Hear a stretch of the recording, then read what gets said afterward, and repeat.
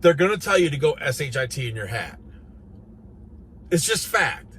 That's not how you engage these facilities.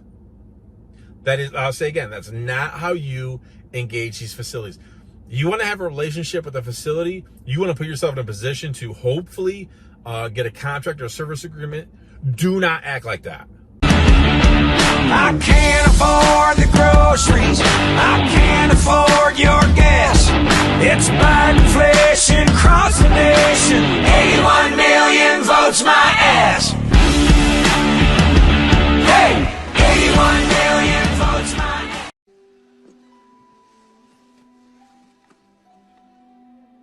I didn't mean it. If you come back, I'll never be a pain in the butt again. I promise. Good night.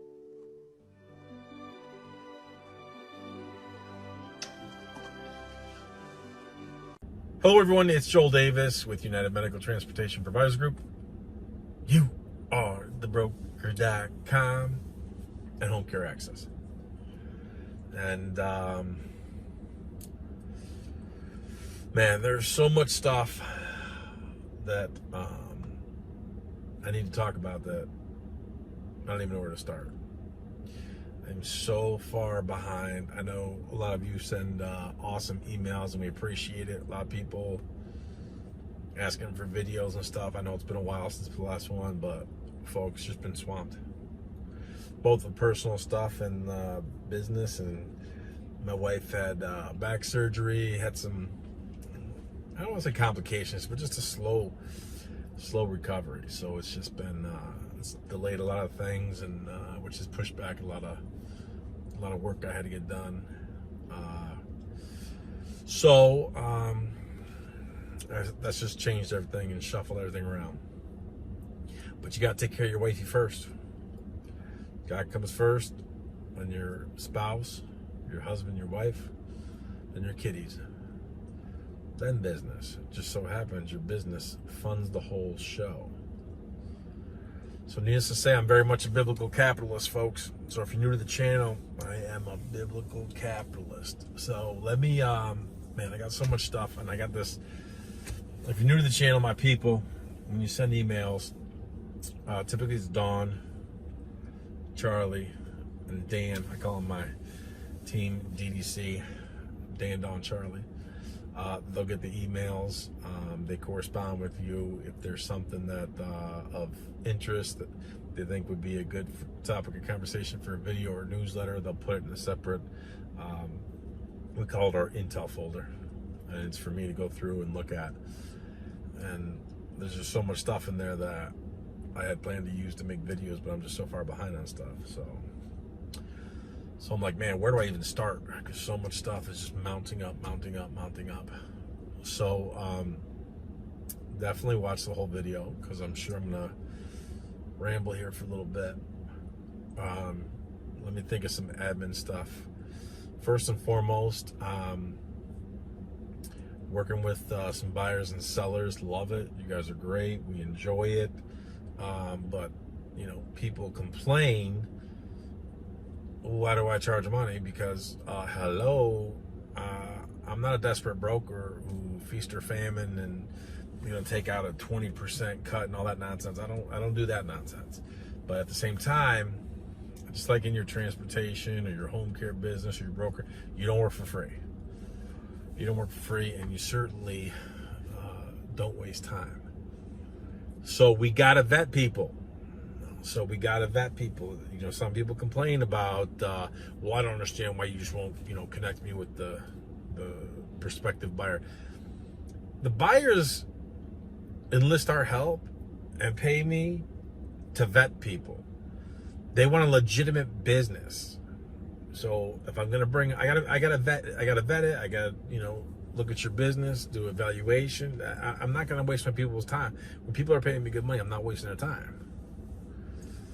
So it's like some of the emails we get are absolutely crazy. Well, if you got a buyer in Cleveland, that was one recently. You got a buyer in Cleveland, I don't understand why can't. Here's my business, just put me in touch with them. No, if you won't even, I mean, that's what the buyers you pay me for, retain my services, to find them a good business. And if you're all brokered up and all you got is garbage vehicles and broker business and broker rates, they don't want that. I'm sorry. Man, we got a lot to discuss. Where do I even start? I'm going to be all over. So I'm going to be all over the place. So again, stay with me. Let's go with here's a big one. Let's start talking about everyone knows about the brokers. Brokers are, pain in the ass unless you got a good deal. And there's a whole art to it. How to manipulate the brokers so that they bend to you. Sometimes you can't. It's a slow burn. If you are just constantly if you're in an environment where you just surrounded, just saturated with independent operators, it's a slow burn. Can you still do it? Yes. Now, we've done it several times, but it's a slower burn. You have to be very intentional, very strategic. That is, I can write doctoral dissertations on that, so I'm not going to go too far into that. But everybody knows brokers are going to try to nickel and dime you, give you garbage runs, give you garbage rates, that type of deal. So if you're new to the channel, if you just want to be a lazy operator, go sign up with the brokers, have them give you trips, do that nonsense, build yourself a job. I don't have time for that. That's not what our goal is, it's not what our purpose is. Joel, you're so salty. Yeah, I kind of am. And as I get older, I'm 21 now. For those of you new to the channel, I'm a 21-year-old Olympic athlete. I self-identify as a 21-year-old Olympic athlete. But I'm getting older, I used to be 20, now I'm 21. So I'm getting saltier in my old age. But the goal is to build a business, build, grow, and scale, sell at future multiple. Cannot do it if we are all brokered up, if all we do is rely on brokers. Now listen, I know so many of you go into business, bright sunny skies, wind at your back, Mary Poppins theme song playing in the background. You think you're never gonna have trials or tribulations. You think you're gonna sign up with a broker. You fall victim to all their hoopla and nonsense, all their hollow, shallow promises. Oh, I know you're not gonna make a lot of money on this. We're gonna give you a lot of volume. Okay. Waste of time. Our goal is to put ourselves in a position where we control our business, where we make real money. Okay, here I'm gonna start getting a little crazy with you. So we can't go after those garbage runs. Current climate, train wreck, gas prices up, inflation up. It's actually come down a little bit, still way high. A lot of economic calamity. Insurance has gone up. Anything. Go to the store and you know things gone up. Go to a restaurant, you know everything's gone up. You need strong positive cash flow. The last thing you want to do is put yourself in a position where someone else controls your business, i.e., they dictate how much you can charge. If I sign up with the broker, if I can't negotiate my rates, they're going to dictate rates to me. How are you really in control? How is that really your business? If they could drop in and audit your business, inspect your business with no prior notice. It's like, man, get off my property, kick rocks. It's like, who lives like that? Who lives like that? Who wants that? You need to be in control of your business, which means you need to be closest to the customer. Oh, I got a lot of customers. Motive Care gives them to me. No. Those are Motive Care customers. You work for Motive Care. Our goal is to get the contracts. Now, a couple things. If you're driving, if you're dispatching, you're an operator. It is what it is. Look, I did it. I started with a single vehicle. I was driving and dispatching. I get it. You got to do what you got to do. You're small, you're 2, 3, 4, 5, 6 vehicles. Johnny did show up for work today. Maybe you as the owner, you got to go drive for a couple hours. I get that. You got to do it. But if you're driving regularly, you lose. If you've been watching me for any length of time, you know this. We've talked about this. When I was driving in my business, I understand the purpose of it. It was good for me. I had to get humbled. God had to humble me. I had to eat some humble pie, make a lot of mistakes, that type of deal. But I started to realize the more I drive, the more I lose. I cannot be an operator. I'm a creator. My DNA is I'm a creator. I need multiple businesses. That's another topic for another day. Some people say, oh no, only focus on one business. That's insanity. Sorry, man, I'm not one-dimensional. I like to have multiple things. You need to be an income center. You need to be an income center. Multiple sources of revenue, multiple ventures, all coming into your hub, all pushed through your system, all feeding your honeypot. You got to be a creator so that one day your honeypot makes more money than your actual business. Joel, you're jumping all over the place. Yeah, I know. It's because I'm not in front of my office and I don't have everything in front of me. But let me try to get at least partially back to getting on point. So you see, and you need to be close to the customers. You need to have direct access to your customers. You need to run your own business, especially in a calamitous climate like this. You got to be able to raise your rates. You got to be able to raise your rates. You can't be working for free. You can't be paying your labor for free. You got to have labor. Watch this. I'm going to catch a lot of heat for this one. You have to be able to leverage people. Joel, that sounds kind of tyrannical. No. It's not. Not everyone is made to be an entrepreneur. A lot of people think they should be an entrepreneur, but they're not. You don't have it, buddy. You shouldn't be an entrepreneur. That's just reality. But if you want to be successful and you don't want to live in that initial phase where you are in the operator phase, where you're driving, you're dispatching, you cannot create if you're driving, if you're serving as the dispatcher. But Joel, I have to, I'm small. I get it. Been there, seen that, done that. But the goal is to get out of it. The only way you can transition out of it is to leverage people. So then you get to a point in time where you're like, okay, I'm not necessarily driving. Sometimes I'll fill in if I have to. And look, there was times when I didn't have to at all. And I would still periodically get in there and drive just to let my drivers know. At the time back then, I wasn't a 21-year Olympic athlete. Back then, I was the fat man. But I had to let my drivers know that the fat man is still present.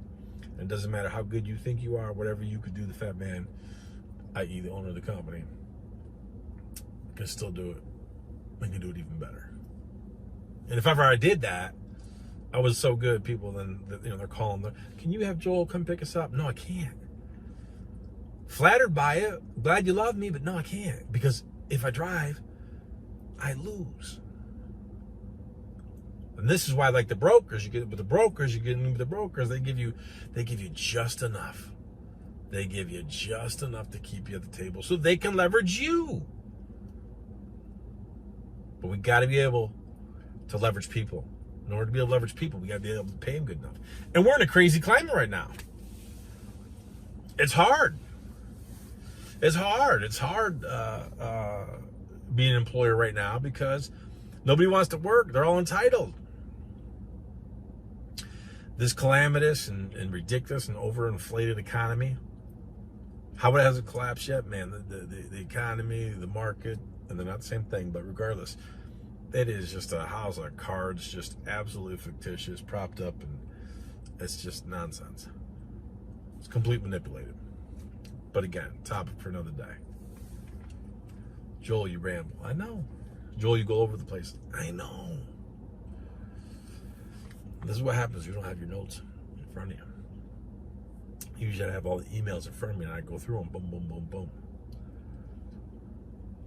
So You don't want to be an operator the rest of your career. You don't want to build yourself a job. You want to build, grow, and scale, put yourself in a position to sell at a future multiple. But you can't do it if all you're doing is broker, because they give you just enough to keep you at the table, not enough to grow. And when things get crazy, you can't raise your rates. So you got to be closest to the customer. Whoever is close to the customer and has that customer intimacy, I call it customer intimacy. Whoever has that wins. The reason why the brokers win when you sign up with the brokers, they got the customers. They're close to the customers, not you. Yeah, but I transport them all every day. Okay, contact the customer and see if you can transport them and see if you get paid. You're not gonna. You know it, I know it. So the goal is to have your own clientele, private paid clientele, facility clientele. And that right there is its own game within itself. Its own game within itself. Let me go off on this for a bit. Facilities. I want you to think about the administrator. What's that look like? What's that administrator look like? A lot of them are female. A lot of them are male. It's like, I say, sometimes, are you going to deal with the administrator on a daily basis? No. Depending on the size of the facility. Again, if you're a small facility, you're more inclined to deal with them or see them more often when you go in to pick somebody up or bring them back. Bigger facility. There's times when we're doing market analysis, my people are calling around, and it's like, they're a facility, and you would be amazed at how many people you'd contact. And this is why, man, people are crazy. If you're not enlisting our help to do your market analysis, God bless you, because my peeps put in so much time and effort and work in that, and it's a struggle. The struggle is real. I was talking about the labor issue. All these facilities are all short-staffed, and they all got some clowns working for them. And sometimes you got to call these facilities time and time again to gather target intel and then try to piece it together. You'd be amazed at how many people they don't even know. Like if you ask who would be the person I'd want to speak with to come in and introduce our service to? Oh, I don't even know. So then we say, okay, well, how about the administrator? Can you share the administrator's name? I'm not sure. It's amazing. It's like, how do you work in this place and you don't even know the name of the administrator or director or whatever? But this is the insanity we deal with. So this is why so many people will be like, oh, I'm going to do my own market analysis. Good luck with that. So that's why I say, it's like, that's my people every day are working on market analysis. So it's like, leverage the resources there. It's just crazy. It's crazy how people don't. It's amazing. So people don't know how to leverage. That's the problem. That's why they remain operators. So going back to facilities. What's that administrator look like? Male, female? They new? They've been there for 20-something years? Are they part of a larger corporate organization? So he or she might be there for a little bit, and then they're going to move somewhere else.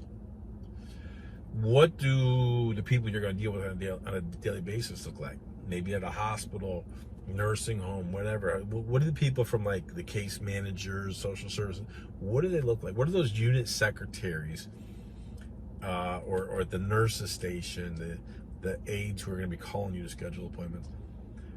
What do they look like? I want you to, I'm going somewhere with this. Single mother, might be working 2 jobs. Times are tough. Sleepy, creepy dementia patient, make it hard on y'all. What is your relationship? What is your engagement? What's that look like for them? What's that look like? So the reason I say this is because, God, the stuff we see every day, it just kills me sometimes.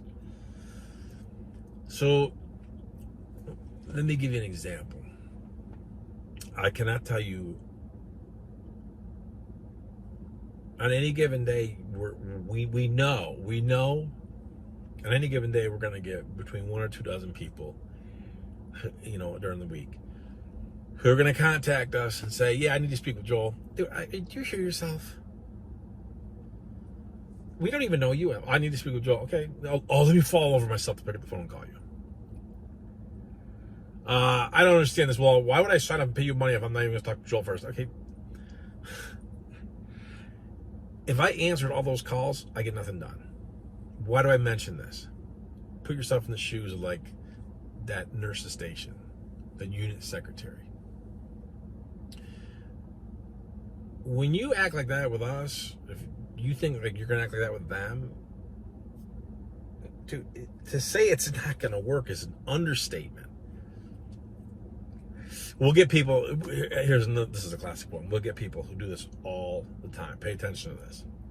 They read these marketing books. Guerrilla marketing. It's that whole ABC closing, always be closing.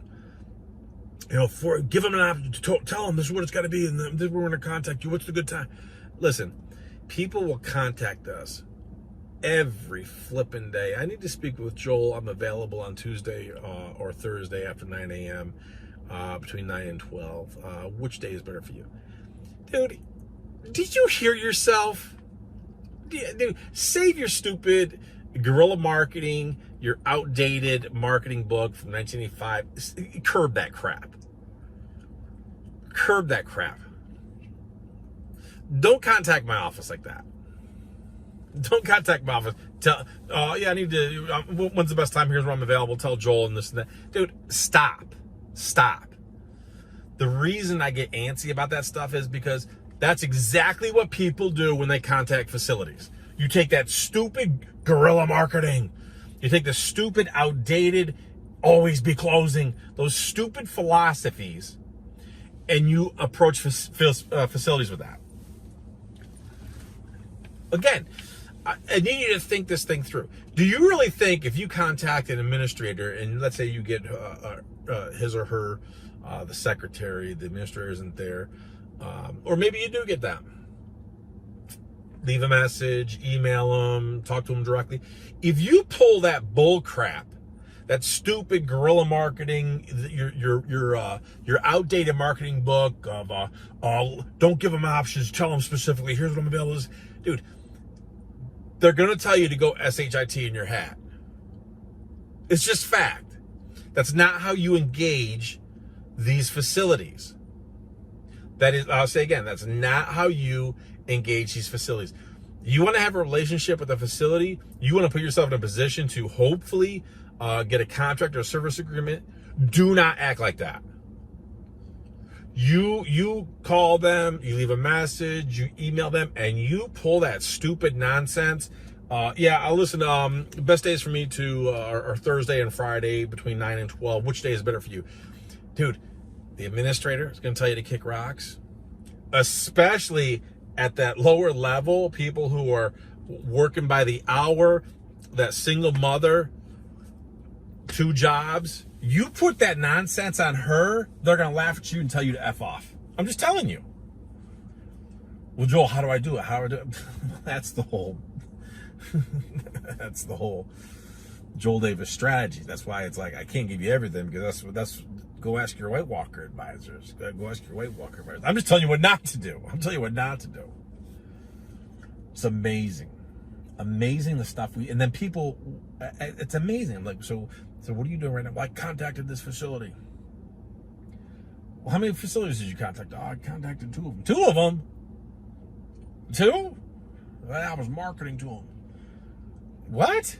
Only 2? Only 2? You got market analysis with 100 leads or 100 and whatever leads or 90 leads. I don't know, whatever you got. And you contacted 2? And then you contact them. You contact them like you're a baller shot caller. Oh, listen, I need to speak with you. What can I speak with? What can I speak with Jennifer, the executive director? I'm available Thursday and Friday between 9 and 12. Which day is better for her? Dude, kick rocks. Kick rocks. That is not how you build the relationship, a deep relationship, and put yourself in a position to make real money and hopefully get contracts and service agreements. It's not how it's done.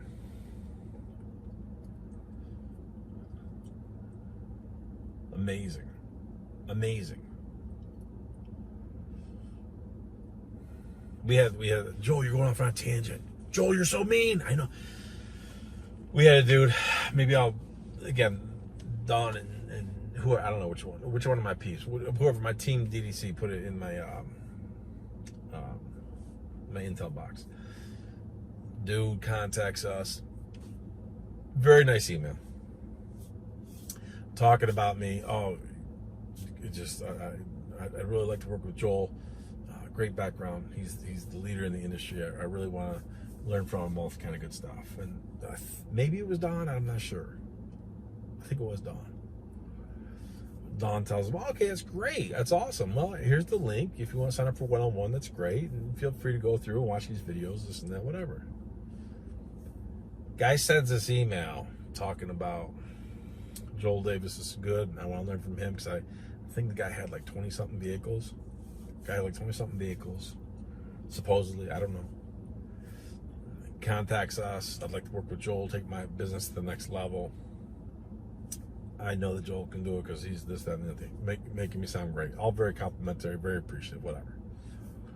Don says, okay, well, here's the link. And also, watch a lot of these free videos that Joel has and everything. So when he sees, it must be because he got the sticker shock. Because we're supposed to work for free, just like people contact you all the time. And is this a free? Is this my father needs transportation? Oh wait, this isn't free. Oh, I gotta pay for this. Well, do you know anyone? Because I'm looking for free transportation. This stuff we see every day is crazy. So the guy, here it is. He's singing my praise. I really want to work with Joel. And then, oh well, you know what? This is whatever he responded to with email to Don. Then all of a sudden he responds and says, you know what? The biggest insult you could ever give me. This is the biggest insult you could ever give me. Well, I watched a lot of his videos and all they are is motivational. Dude. Oh, Lord Jesus, help me. I try to do everything I can to not be that motivational guy because I can't stand it. Oh man, one of my client providers out of the communist state of Cali, he's awesome. Great dude, love him. Skinniest little dude. Love him, hysterical. He and I have some great back and forth. We've been working together for a long time. So he'll send me to joke with me because he knows I hate all that hashtag nonsense. It's like it's all the fake bookers and the LinkedIn fake and phony charlatans who post all the stupid hashtags. You know, hashtag when one door closes, another one opens. As long as you go through it. Hashtag when one door closes, another one opens. If you walk through the door. Hashtag your problems today will be your solution tomorrow, or whatever stupid stuff. Like it's just so shallow and how. Let me see. Motive Care owes me $30,000. They're not paying their bill. Here's the solution. Throw up a hashtag. Motive Care owes me $30,000. They won't pay. They keep reneging on this. We're going to hashtag. Your problems today are a solution tomorrow. Just be positive. It's so flippin' laughable. I cannot stand all that motivational crap. And again, there's a place for it. Okay, there's a place for it. I'm not that guy. So if you're new to the channel, man, I'm a salty 21-year-old Olympic athlete because I'm just not that motivational guy. So anyway, so this guy, 20-something vehicles, goes back and forth with Don. I didn't read them all. Don is like, look, I don't know what to tell you. Like, if you want Joel's help, you gotta do one-on-one with them. Well, I gotta talk to him first. If I call everybody back before I talk to him first, I get nothing done. And you think I'm gonna waste my time calling you? And why? You're gonna waste my time with nonsense? Sure enough, what happens? Circumvents Don, waits till, I don't know, a day or two later, I don't know.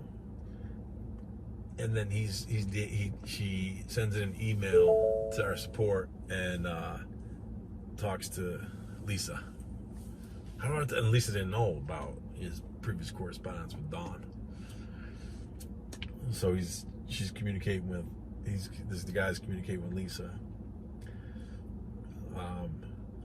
Let me back up real quick. With Dawn, he tells her, he goes, well, if Joel wants to contact me, or if Joel wants to make real money and to take advantage of a great opportunity, he needs to contact me, or something along those lines.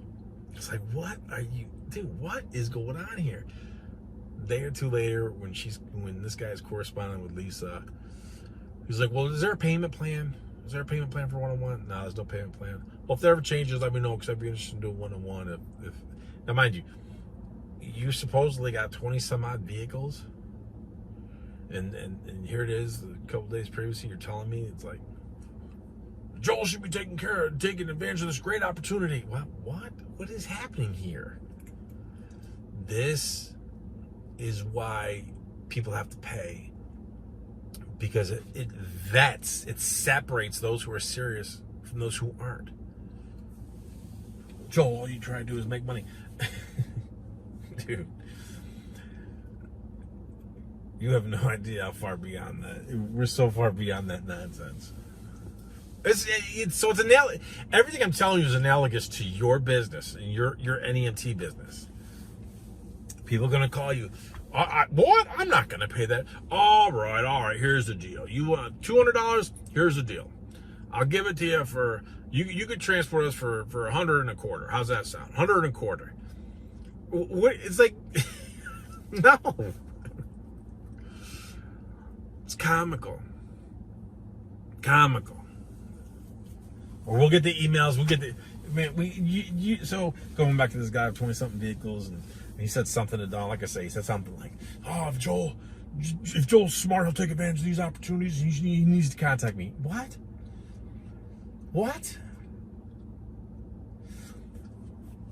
Here, lessons learned.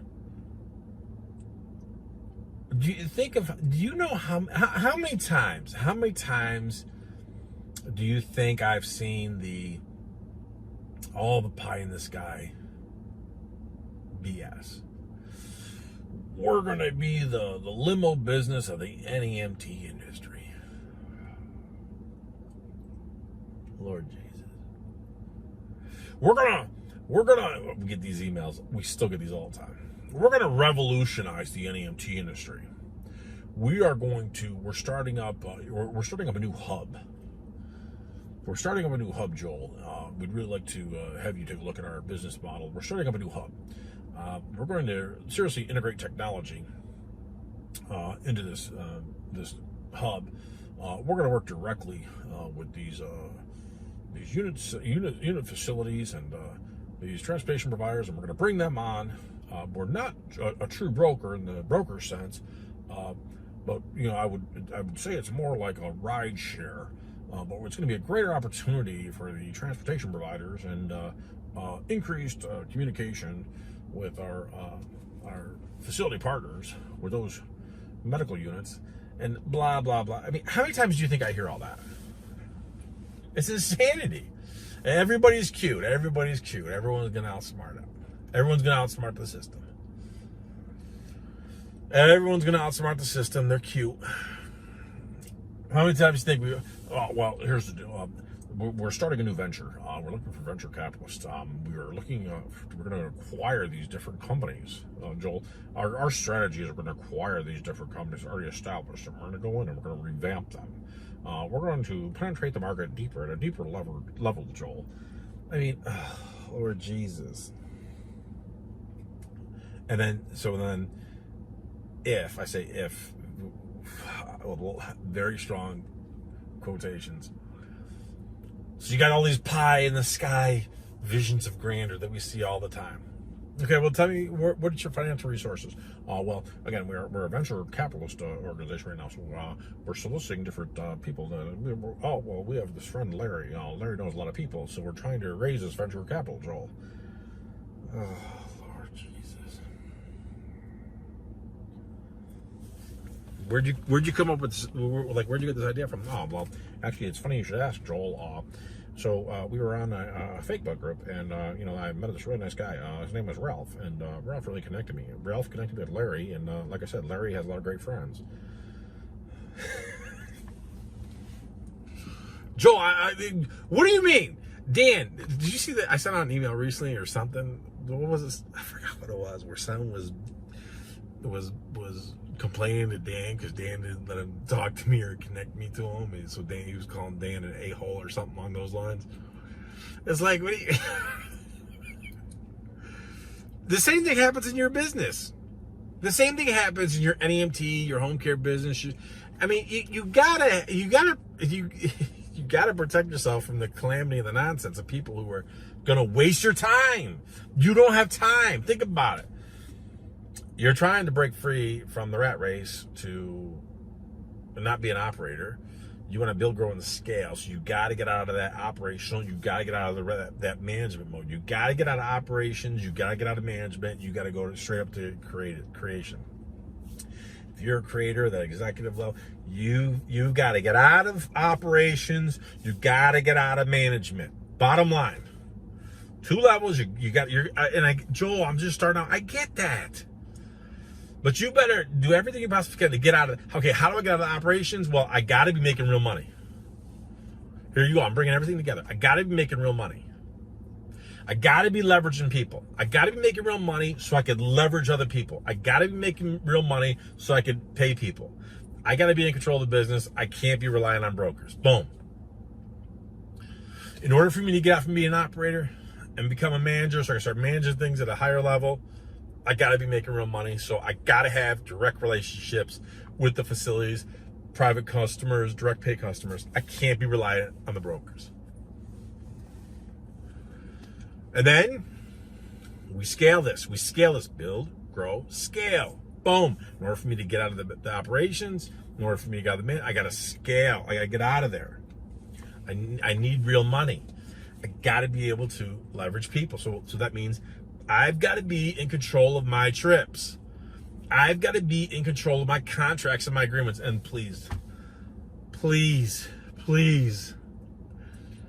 I spend here's when it comes to NEMT, the bulk of my time is spent with my one-on-one clients first and foremost. Fact. So one-on-one clients. With that being said, I work with a lot of buyers and sellers, do a lot of market valuations, and contracts and service agreements. And so finally, when some people will retain me after their contracts are absolute garbage, I'm begging you people, please, because some of the nonsense and calamity we see is just, again, with everything I just said, we got to get out of operations so we can get to management. We got to get out of management so we can go to boom. We're an executive creator. We're creating multiple businesses. Why? Because we want to be an income generating center. If your name is John Doe, John Doe needs to be an income center. Bottom line. Joel Davis, income center, bottom line. Your name is Jane Smith needs to be an income generating system. So we got to get out of operations. But operations is important. Yes, it is. That's where we start. But we got to build and grow and get out of it. So we could be, now we start managing it. We're leveraging more people, leveraging more drivers, caregivers, independent contractors, leveraging them. We need real money. But Joel, I really want to have a good relationship with this hospital. Then don't be a D-bag and don't follow those stupid strategies that, God, people get this stuff. Again, have self-awareness. Have self-awareness and know your audience. Know the people you're dealing with. You really think you're going to call up Shanae, who's 32 years old, single mother, 3 kids, been working there for 3 years, works 40 hours a week, works another 20 hours, whatever, who knows. You really think you're gonna call her? Here's 2 ends of the spectrum. Some people, and I've seen it before. Oh my man, it's just incredible. People have literally given the advice of, well, call them and ask them if you could fax them your business card. That's really your marketing strategy. Or just stop by, and when you're there, give them your business card. That's marketing for you. That's networking for you. Okay. All right. They take that and they put it in the garbage can. They don't waste their time. So that's worthless. Listen, we own a non-emergency medical transportation company, and we would really like to service your facility. Do you mind if I fax you a copy of our business card? Sure, okay. Oh, that would be great, thank you. Now, what was that number again? Okay, great. I'll send it over right now. And then you send it, you waste their ink. I mean, who even uses faxes anymore? It's crazy. Some brokers do. It amazes me. Anyways, so then they take that and they throw that away. And there's other people who, I'm using guerrilla marketing. I'm just going to call her. Yeah, Shaniqua, listen, the best days for me are Wednesdays and Thursdays, anytime afternoon, typically before 2 o'clock. Which one is best for your executive director? I'll stop by. Listen, you know what? We have a code red on the floor. We'll have to call you back. Dude, no one is going to listen to your nonsense. Don't try to dictate to her. They're going to tell you to F off. It's just fact.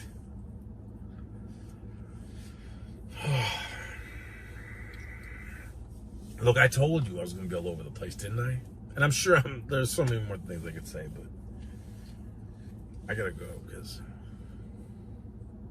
this former fat man, now 21-year-old Olympic athlete, is getting hungry. It's getting hungry, and momentarily, my wife should be done with her appointment, so I'm going to pick her up, and we're going to get something to eat. Followed by ice cream, because ice cream does make the world go round. Got to take care of your wife. Got to take care of your hubby. Like I said, she's been having complications, or just not complications, but a slow recovery with her back surgery. So she should be done with her appointment pretty soon. So anyways, folks, if I was back in my office, I got all these emails lined up. Hey, as a side note, I was watching some, I don't watch much TV. But did you see how ESPN, all I saw were the headlines. Did you see how ESPN just had a mass layoff? Laid off all these people. Famous people, a lot of Hall of Famers. People who've been with them for 25 years. Laid off all these people. Now, granted, they may not need the job, they may not need the money, but it's like, think that through, man. It's like, you're a Hall of Famer, you're a superstar, you've been with ESPN for all this time, for decades, and they cut you. You get cut, you get laid off. How's that working out for you? It's like, what? It's like, don't ever, when I saw that, I'm like, man, that's just incredible. Because it bothered a lot of people. I was reading, again, I don't watch ESPN, they're too woke for me, I can't get into that nonsense. But it's like, man, I thought to myself, how do people work like that? How do people work like that? Where it's like, man, I'm like, it's better for you, own your own business, build something special where you could just go be your own superstar and not be controlled by anybody. Don't put yourself in a position where you're controlled by anybody. Be your own superstar. Be where you're in control. Make real money so that you could stack your chips, fund your honeypot, so that one day your honeypot funds you. That's the goal. That's the goal. I just thought that was interesting. All these superstars, Hall of Famers, people who've been with ESPN for a long time, then they all get laid off. What do you do? Where do you go? Not that they necessarily they may not need the money if they were smart with their money. They may not need the money, but it's like, that's your identity, that's your purpose. And it's like, You just, boom, they cut you. Like, how's that work? That's why you got to be in control of your own business. But as I digress. And again, some people are all about, listen to some people, oh, just focus on one thing. Just focus on one thing. Why would you do that? I mean, I couldn't imagine being one-dimensional. Like, I know that everybody pigeonholes me into NEMT, but it's like, I make more money outside of NEMT. That's what's comical about the whole thing. I've had my broker business. We launched in late 2011, so I had my NEMT business for 8 years. I've had my broker business since 2011. That's what's the math on that? That's 12, 13 years? My first full calendar year was 2012, so this is 10, 11, 12 years, something like that. I've had it for longer than my NEMT. I make more money with it. It's crazy, but everybody knows me as the NEMT guy. It's funny how that works. Anyway, I know, long ramble. I'm sorry, not sorry. If you stay with me all the way till now, you're a beast. You are an absolute beast. You're a beast, and we should be working together. We got some good deals, man. We got a lot of good deals. We got a lot of good irons in the fire. A lot of good contracts right now for our people. We got a lot of good. Bottom line, we got some people who are doing really well, and that's why it's like, if someone forced my hand and it was made, and that decision is made strictly off money, well then, and I had to give up. Let's say I had to give up one. Let's say I had to give up. If someone put a gun in my hand and said, you got to pick your broker business, pick your NMT, what are you gonna do? Well, if the variable is money, well then obviously I'm gonna go with my broker because make more money. The irony is, the difference is, and I tell people up front, the broker business is outstanding. You don't have the assets, you don't deal with the maintenance and all that nonsense. But honestly, you don't have the depth of relationship like I do with NEMT. You just don't. Because I got some people I've been working with for years, help them like big time. I got some people who won't make a move without me, and I don't say it to brag. I say it as that's a great thing, because you got someone with more experience. It's like you have an attorney, don't you? You have an accountant, don't you? Don't you want someone who's going to be that? Someone sent me an email recently, and I'll share it in the future. Someone sent me a great email talking about how Joel's what they call me, the strategic planner of their group or something like that. It's 2 partners, and they consider me they very gracious, very, very good, very complimentary. Joel's like our 3rd partner. He's our strategic thinking partner. But again, these people, I mean, we've done a lot of contracts for them, a lot of service agreements, and they use me as that unbiased 3rd party. Whatever it is, they'll email me, hey, what do you think of this? What do you think of this vehicle? Do you think it's good for us to look at this market? Okay, well, here's what we're thinking. What would you say? And I'm flattered. Now, do I have that with my broker business? No, not at all. Not at all. You don't have that type of relationship. It's a different business. But again, I make 3 times as much than I did as compared to my NEMT. I make 3 times as much as my broker I did my NEMT. But again, so if someone held the gun to my head and said, make a decision based on money, well, it's obvious. If someone said, where do you find value, more value from personal relationships, personal experiences, clearly it's NEMT. That's why I keep doing what I do. Because of people like you. If you're still watching this right now, dude, you're a beast. And we're probably working together. That's why, so.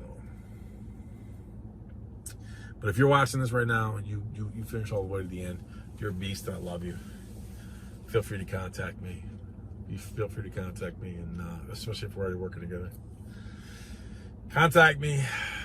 And the former fat man, now 21-year-old Olympic athlete, will take good care of you. So,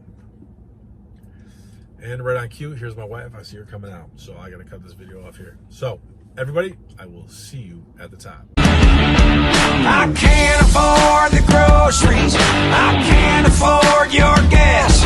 It's Biden inflation across the nation. 81 million votes my